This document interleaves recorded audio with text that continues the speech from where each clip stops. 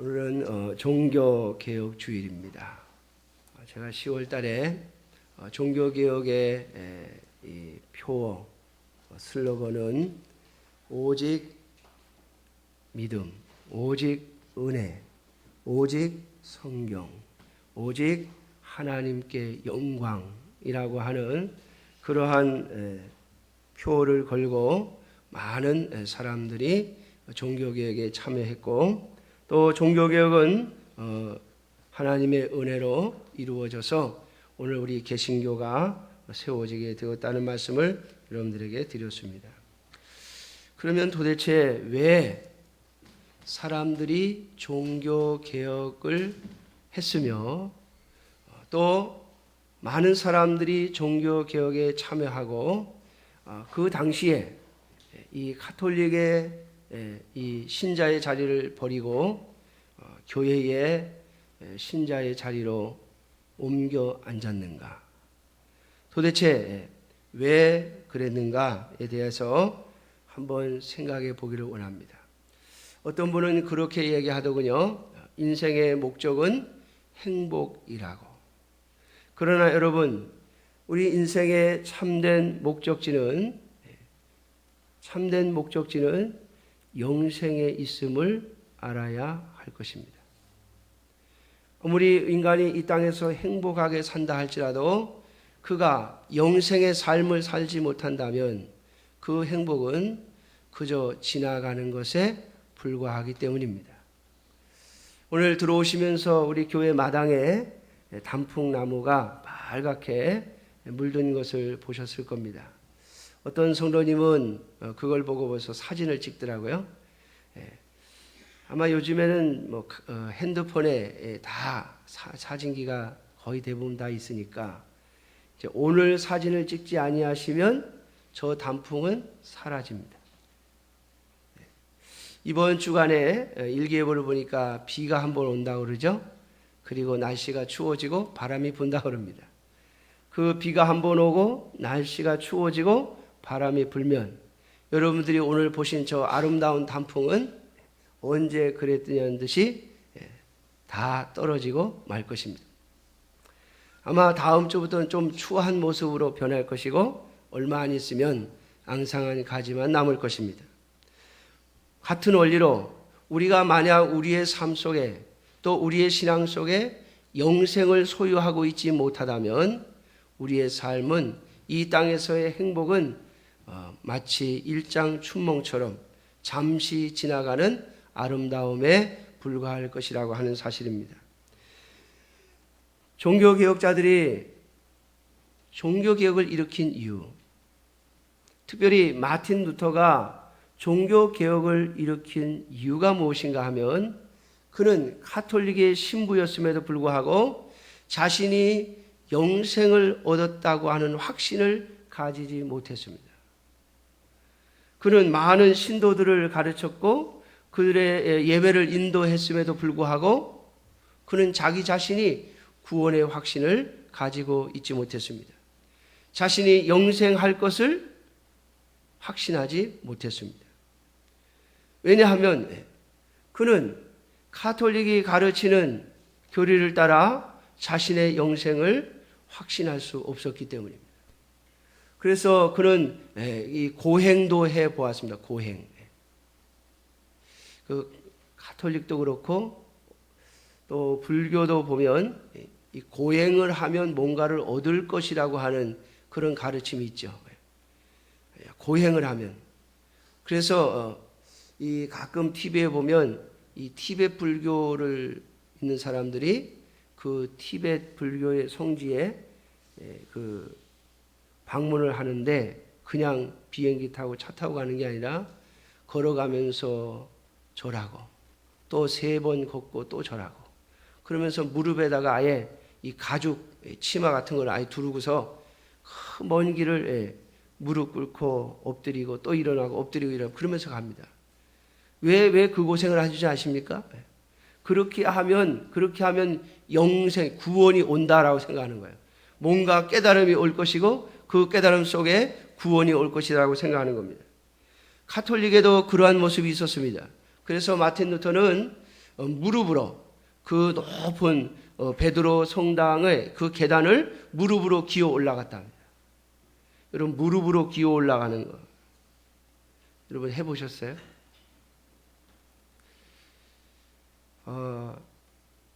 제가 중학교 3학년 때 이제 은혜를 받고 나니까 저를 가르쳤던 전사님이 이제 금요기도회를 나오라고 그러더라고요. 중학교 3학년 보고 금요기도회를 나오래요. 그래서 또 가르치는 대로 그냥 금요기도회를 갔어요. 갔더니 제가 어렸을 때 다닌 교회는 오늘 여러분들이 앉아있는 이 모습처럼 이렇게 의자에 앉는 1979년도인데도 불구하고 의자가 있는 교회였어요. 여러분들이 앉아있는 이런 의자처럼 의자에 앉아서 예배를 드리는 그런 곳이었는데 금요기도회 때 설교가 끝나고 기도를 시키시는데 의자에 앉아서 기도하지 말고 전부 옆으로 내려가래. 그래서 이 교회가 이 마루였는데요. 신발 신고 들어가는 마루였어요. 근데 그 딱딱한 마루에 무릎을 꿇고 막 1시간씩 기도를 시키는 거예요. 처음에는 얼마나 무릎이 아픈지 1시간 기도하고 막 일어서려고 그러면 막 무릎에 힘이 없어가 다리에 다 쥐가 나서 막 쓰러지죠. 자, 그런데 그게 얼마나 힘들어요. 그런데 마틴 루터는 무릎으로 계단을 기어 올라갔어요. 계단. 수백 개가 되는 계단을 무릎으로 기어 올라가요. 그러면서 거기에서 뭔가를 깨달을 것 같고 또 거기에서 뭔가 구원의 어떤 질을 깨달을 줄 알았는데 그렇게 하더라도 자기 자신에게 얻어지는 것이 아무것도 없었어요. 그래서 그는 구원 때문에 고민을 했습니다. 면죄부를 사가지고 구원을 얻을 수 있는가? 또 그런 고행을 해가지고 구원을 얻을 수 있는가? 또 선한 일을 해가지고 구원을 얻을 수 있는가?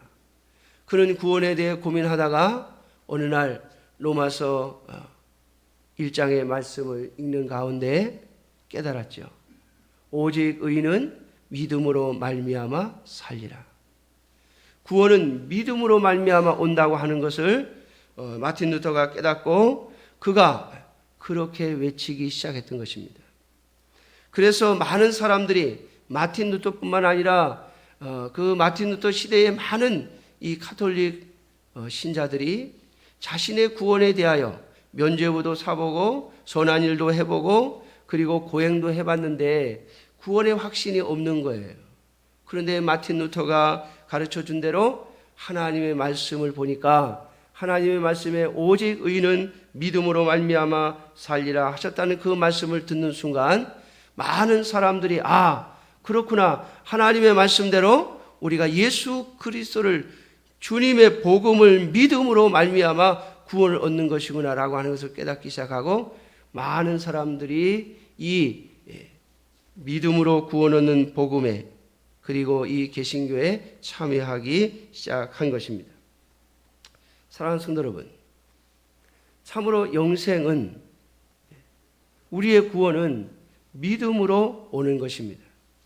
우리의 수고와 우리의 노력의 산물로 얻어지는 것이 아니라 하나님이 주시는 예수 그리스도의 복음 그리고 그 복음을 믿는 그 믿음, 하나님께서 우리에게 어떠한 값도 요구하지 아니하시고 거저 주시는 그 은혜를 믿음으로 받아들일 때 우리는 구원의 영생을 얻는 은혜를 입게 되어지는 것입니다. 자, 그런데 오늘날 우리가 사는 이 시대, 오늘 우리가 사는 이 시대는 과연 어떻습니까? 믿음으로 말미암아 구원을 얻는다고 하는 이 복음을 가지고 시작을 했는데 오늘날 개신교 안에 구원의 확신이 없는 자들이 점점 많아지고 있다고 하는 것입니다. 심지어는 구원의 확신이 없음에도 불구하고 나는 구원을 얻었다고 생각하고 있는 자도 있다고 하는 겁니다.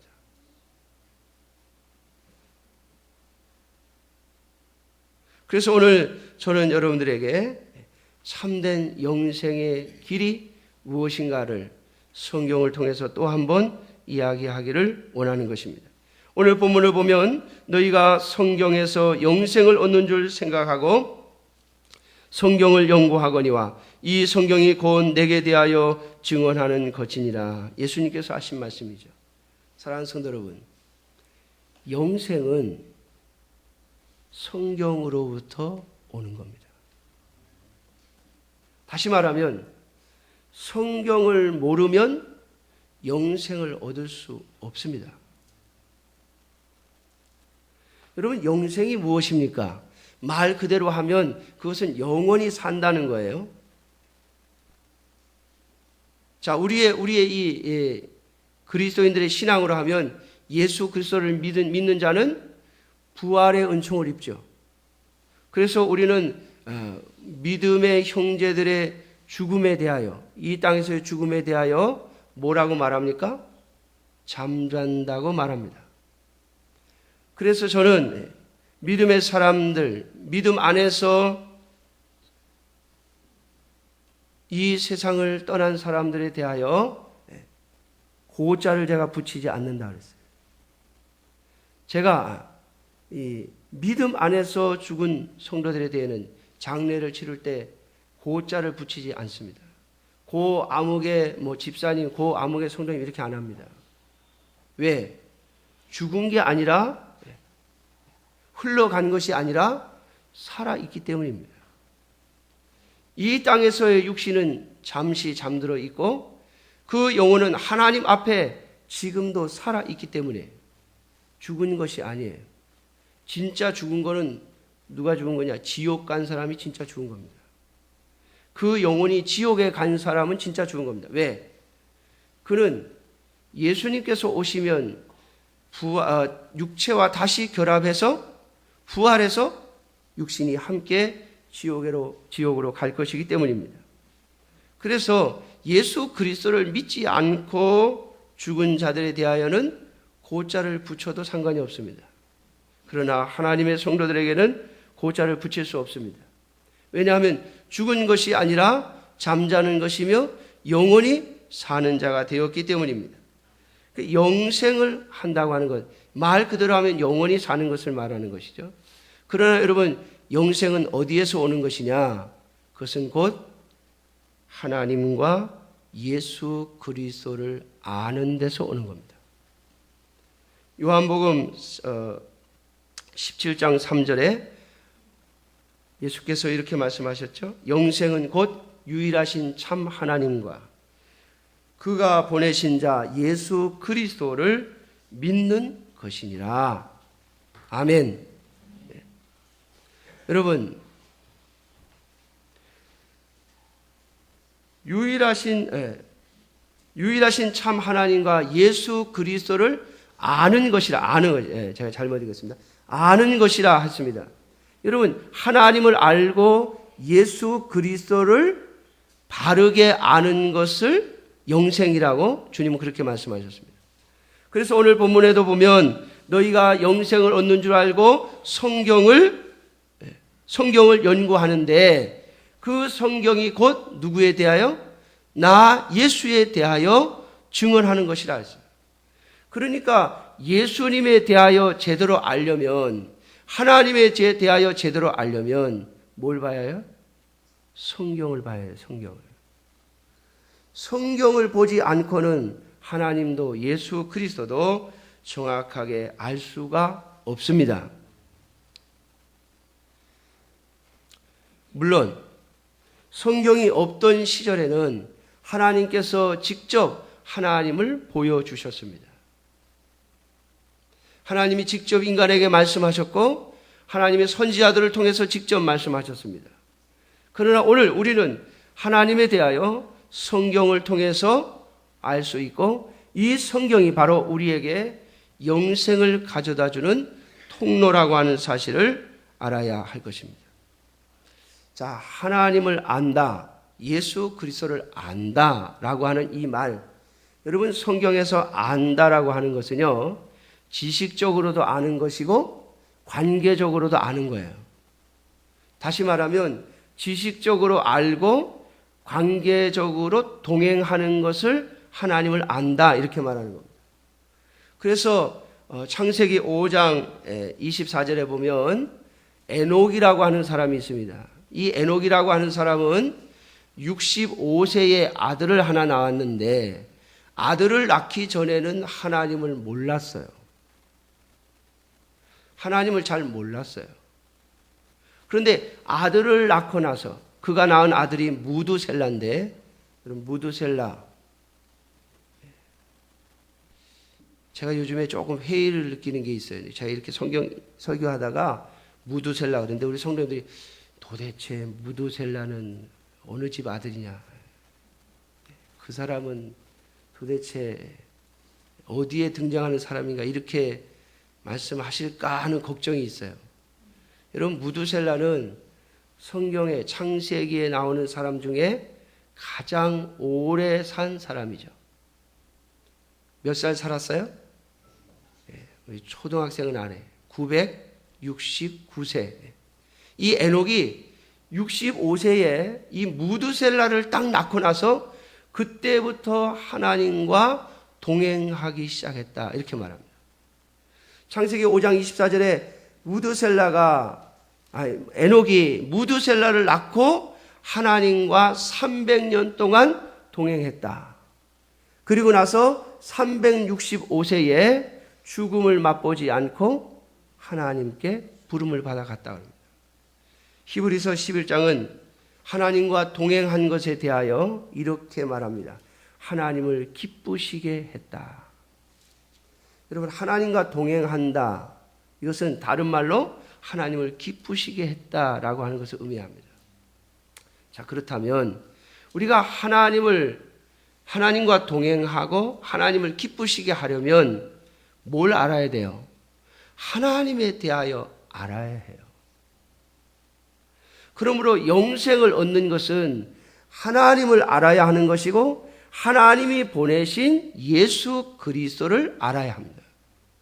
하나님을 모르고 예수 그리스도를 모르면 우리는 영생에 이를 수가 없습니다. 다시 말하면 우리의 믿음을 놓아야 할 자리가 어디인가 하면 내 자신에게 내가 그냥 믿습니다 이러는 게 아니라 하나님이 우리에게 보여주신 하나님에 대한 지식, 예수 그리스도에 대한 지식 위에 우리가 믿음으로 아멘 해야 한다는 겁니다. 그러므로 하나님에 대하여 알고 예수 그리스도에 대하여 알아야만 우리는 참된 영생의 길을 가게 되는 것입니다. 그러면 왜 종교개혁 전에는 카톨릭이 그렇게 융성했음에도 불구하고 굉장히 부흥했고 많은 권력과 힘을 가졌음에도 불구하고 그 잘못된 길이 그냥 흘러갔는가? 여러분, 이유는 딱 하나입니다. 성도들이, 다시 말하면 신자들이 성경을 몰랐어요.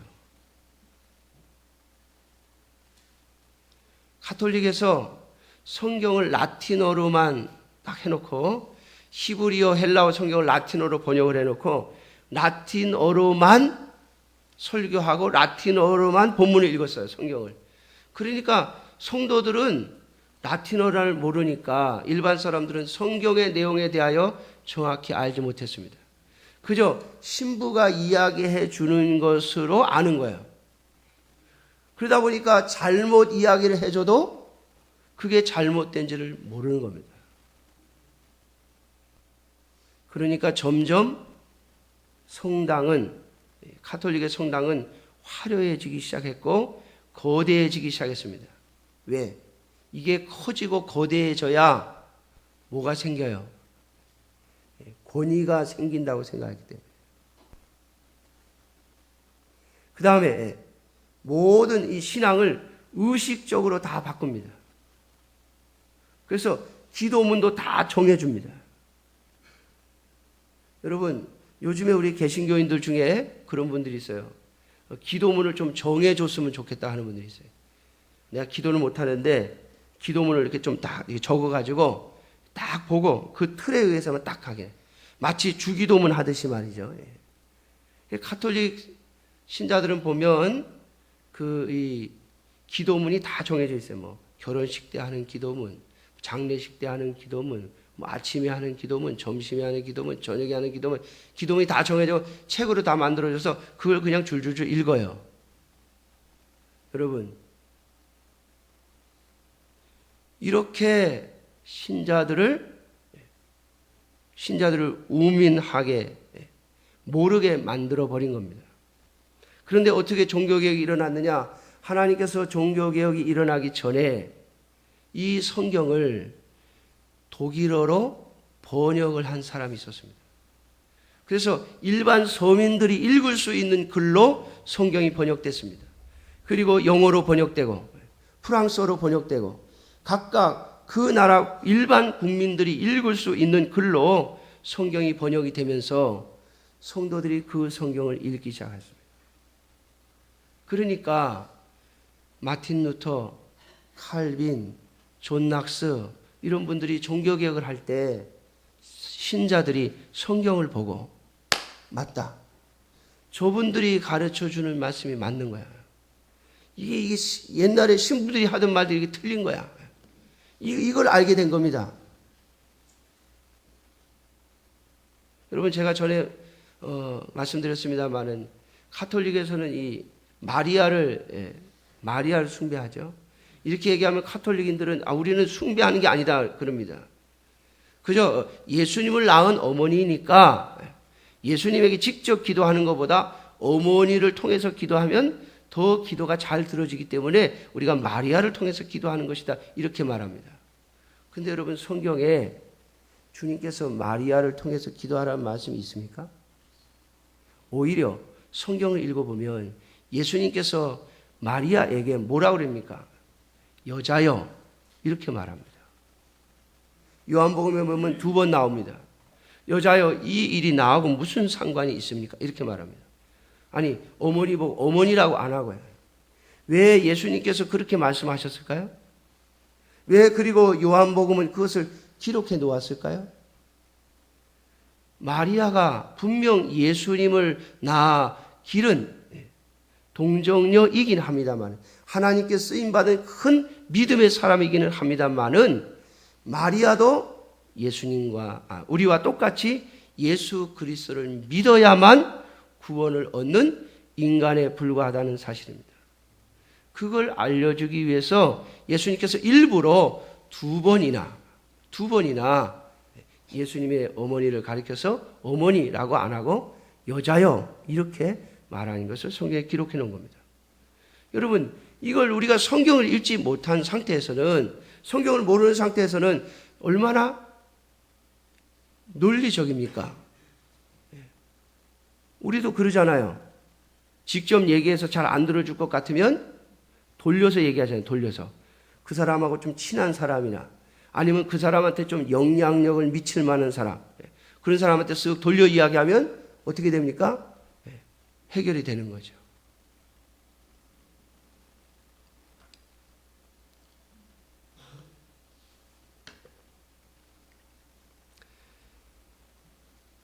사랑하는 성도 여러분, 그래서 우리 성도들이 성경을 알아야 합니다.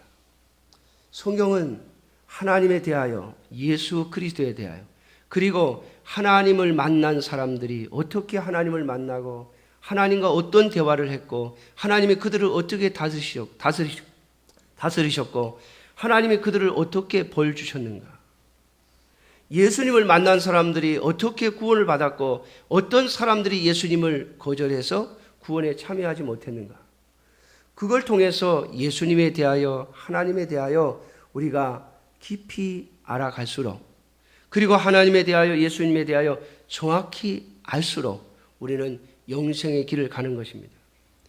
만일 우리가 예수님을 믿고 하나님을 믿었다고 하는데 그 예수님이 성경에서 가르치는 예수님이 아니고 성경에서 가르치는 하나님이 아닐 경우에는 여러분 구원의 반열에 오를 수 없습니다. 그러므로 사랑하는 성도 여러분, 영생을 얻으려면 하나님에 대하여 예수 그리스도에 대하여 정확하게 알아야 합니다. 그래서 우리는 끊임없이 성경을 읽어야 하고 끊임없이 예수님에 대하여 하나님에 대하여 그리고 하나님이 역사하신 것들에 대하여 끊임없이 살펴보아야 하는 것입니다. 왜냐하면 우리는요, 모든 것을 내가 원하는 대로 생각하는 습관이 있습니다. 그렇지 않아요? 내가 원하는 대로, 나 중심으로 모든 걸 생각합니다. 어제 우리 금빈이 면회를 갔는데요. 저희 가족하고 우리 안송이 집사님하고 이렇게 넷이 갔는데 가는 도중에 차가 조금 막혔어요. 그래서 하여튼 11시 반까지 가기로 했기 때문에 막 정신없이 가는데 아들한테 전화가 딱 왔어요. 아빠 지금 어디입니까? 어디쯤 간다. 한 15분에서 20분이면 도착할 것 같다. 그랬더니 한 50분 뒤에 오라는 거예요. 11시 반까지 가기로 했는데 제가 11시 50분까지 간다 그랬더니 이 친구가 하는 말에 12시 20분에 오래요. 아니 그러면 30분을 중간에서 또 그냥 서 있어야 되잖아요. 그래서 제가 아니 왜 그러냐 그랬더니 지금 밥 먹는 시간인데 자기가 데려 나올 동기들이 밥을 먹어야 되는데 그냥 나오면은 또 뭐 야단을 맞고 막 뭐 얘기를 하는데 제가 이제 30분을 어디서 또 지낼 거 생각하니까 길거리에 서 있어야 되잖아요. 그래서 어쩌란 말이야 그랬어요. 제가 어쩌라고 제가 그랬어요. 그랬더니 옆에서 안성인 집사님 듣고 있다가 막 뭐라 그러더라고요. 아니 목사님은 자기 생각만 한다고. 아니 아들이 부대 안에서 사정이 있으니까 좀 늦게 오라는데 늦게 가면 되지. 뭘 그걸 또 거기다 대고 화를 내느냐고 그래요. 여러분들도 제가 잘못했다고 생각하죠? 사람은 저부터도요 항상 나 중심으로 모든 걸 생각합니다. 하나님에 대해서도 마찬가지예요. 내가 원하는 하나님, 내가 생각하는 하나님, 또 나에게 유리한 하나님을 찾고 만들고 싶어요. 그래서 성경을 보면요, 자꾸 그렇게 생각이 되어집니다. 제가 전에도 한번 그런 말씀을 드렸습니다만은 어느 집사님이요, 너무 힘드니까, 제가 아는 집사님 너무 생활하기 힘드니까 새벽에 기도하다가 그런 생각이 드는 거예요. 내가 하나님 앞에 헌금을 좀 더 해볼까? 더 하면 하나님이 좀 물질의 복을 주시지 않을까? 이래가지고 이 집사님이요 10의 2조를 하고 싶은 생각이 벌떡 드는 거예요. 그럼 10의 2조를 하자고 이제 마음을 먹었어요. 그러고 나서 이제 성경을 보는데 성경에 보면요 레위기쯤에 가면 그런 말씀이 있어요. 너희가 이 곡식을 드릴 때 5분의 1을 바쳐라. 이런 말씀이 있어요. 그러니까 곡식을 내면 그 중에서 5분의 1을 떼어가지고 제사를 드려라. 이런 말씀이 있어요. 그러니까 5분의 1을 딱 보는 순간, 와, 이게 10의 2조를 할 수 있는 근거가 아니겠느냐. 이래가지고 그 말씀에 은혜를 받고, 혹시나 해갖고 저한테 전화를 했더라고요. 목사님, 내가 새벽에 기도하다가 10의 2조를 하고 싶은 생각이 딱 들었는데, 성경을 보니까 성경에 5분의 1을 바치라는 말씀이 있네요. 이게 10의 2조를 해도 된다는 뜻이죠? 이러더라고요, 저한테요. 그래서 어디서 봤냐? 어디서 봤다 해서 쭉 이렇게 봤어요. 그랬더니 11조, 12조하고는 전혀 관계없는 말씀. 근데 그 집사님은요, 자기가 이렇게 하고 싶으니까 성경을 보는 순간 거기에 맞춰서 성경을 보는 거예요. 여러분, 우리가 하나님을 이렇게 볼 수 있다는 사실을 기억하셔야 됩니다. 하나님은 성경에 있는 하나님을 믿어야지 내가 원하는 하나님을 믿으면 안 돼요.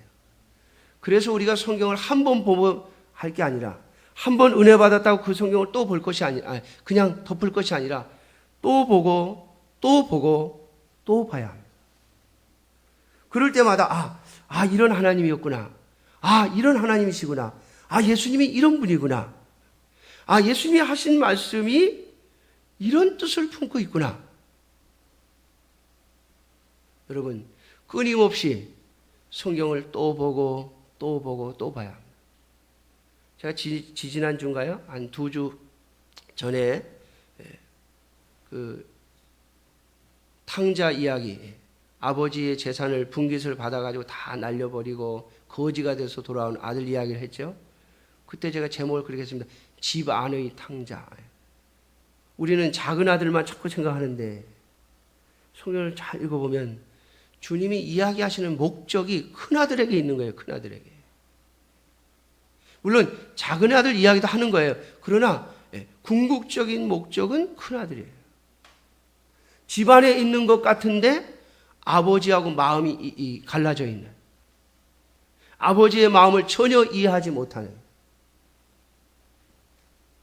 집 안에 있는데 우리는 집 밖으로 나간 사람만 탕자라고 생각해요. 그런데 집 안에 같이 살면서 탕자가 있더라는 거예요.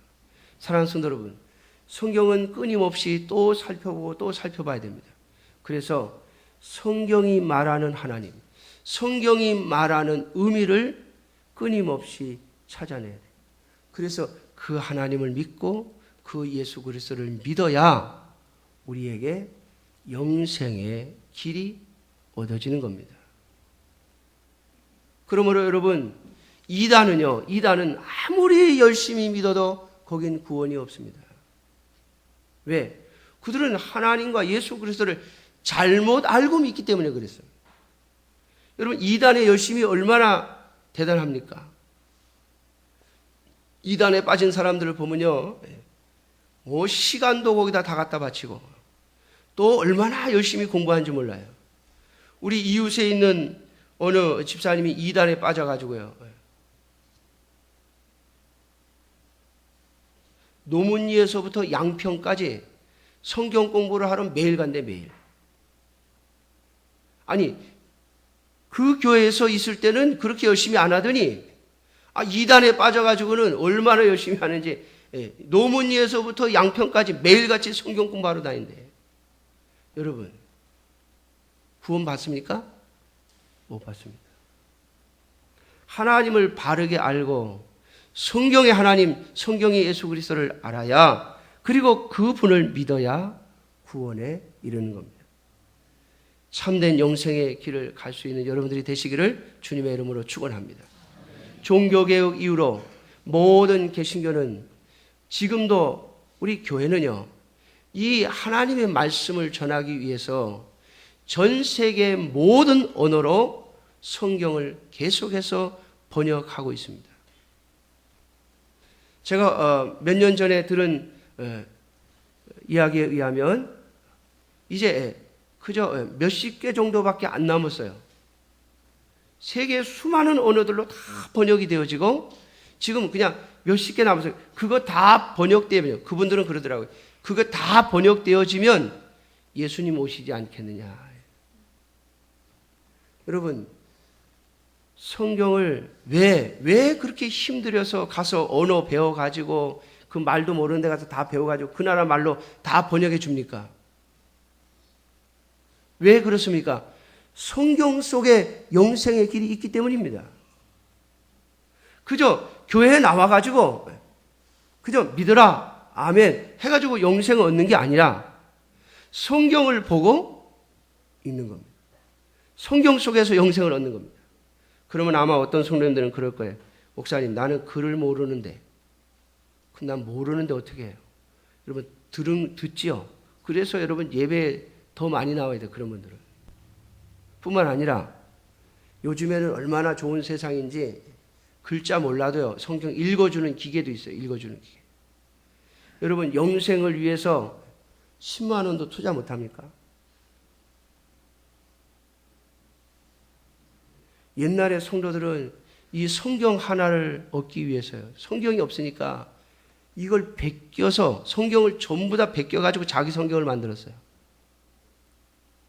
저와 여러분들이 정말 하나님을 알고 예수 그리스도를 정확히 알아 영생의 길을 가기를 원한다면 하나님의 말씀을 잘 살펴보아야 할 것입니다.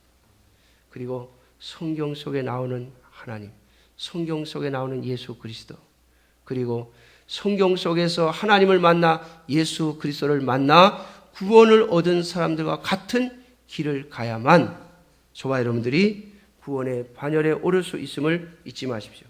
믿음으로 구원을 얻는다고 하는 것은 바로 그것을 의미하는 것입니다.